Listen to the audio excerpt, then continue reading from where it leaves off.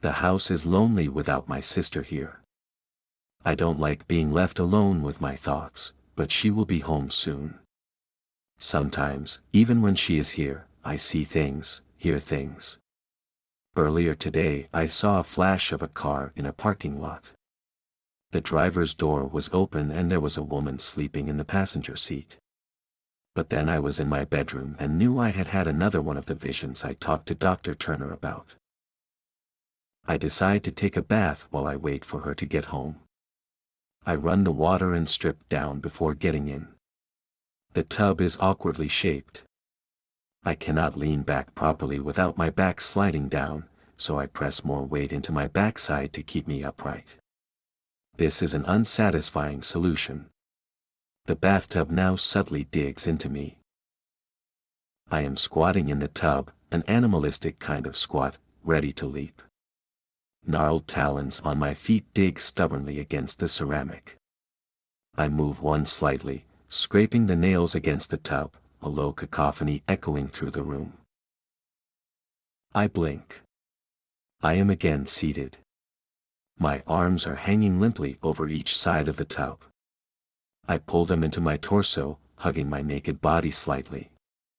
Dr. Turner said the medication would stop the frequency of the visions, but I felt like they were getting more frequent.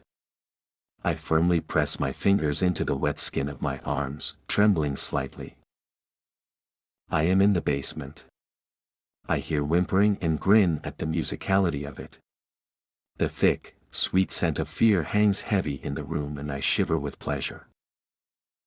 I am in the bathtub again. I dig my nails into my arm now. Phantom screams seem to echo from the basement as I try to focus on reality. I tell myself that the sounds that breathe in my ear are not real. Of course there is nothing coming from the basement. We don't even go down there. I wish for music to drown out my own mind. My claws curl more possessively over the arm they hold over the side of the tub. There is little left to hold it to the shoulder I tore it from. Blood oozes essentially out of it and I bring it back up to my tongue to lick up before tearing greedily into the flesh again. That lick used all the restraint I possess and I do not again take the time to savor the richness of the meat in my mouth before sinking my teeth in once more. My breath hitches in my throat. I hold my hands out in front of me, trying to focus on every line on each palm, the scar running down my right thumb from where I sliced it open as a kid. My sister and I were sneaking into the neighbor's yard through a hole in the fence and I had tripped on my way through and impaled it on a piece of metal wire in the neighbor's garden. I pull my thoughts to this memory, this scar. I try to focus on their realness. I run them through the water which has cooled to a lukewarm temperature, centering my mind on the sensations this brings. There is a torso in my arms, different to the one before. This one is very, very pale, as if it had not been outside for a very long time. I have already ripped off one of the legs that was attached to it.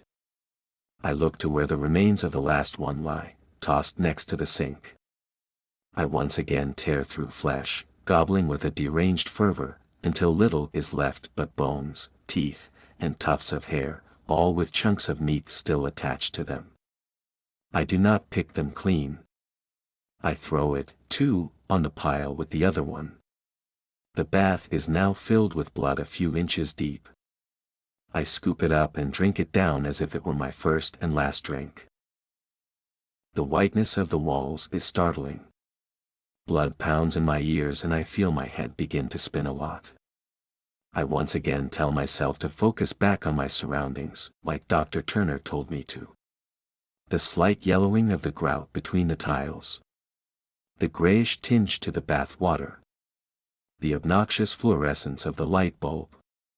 I tell myself to count things as I notice them, but I can't focus my mind. I want the visions to stop. I thought that they were going to stop. There is the leg from the last body, left to the side. I pick it up and tear chunks of it off with my claws. The viscous blood pours down my scaled skin. I finish it off quickly and throw the bones in the direction of the growing pile. It hits the wall and bounces off. I hear a noise elsewhere in the house. A sob rises in my throat. Salty tears begin to mix with the tepid water I am wallowing in. I put my head in my hands and feel the sobs reverberate through me. I smack the heel of my hand against my skull. Stop. There is more of the same noise. Footsteps. Someone is walking through the house. They are coming in my direction. The footsteps get louder now. Coming closer. Closer.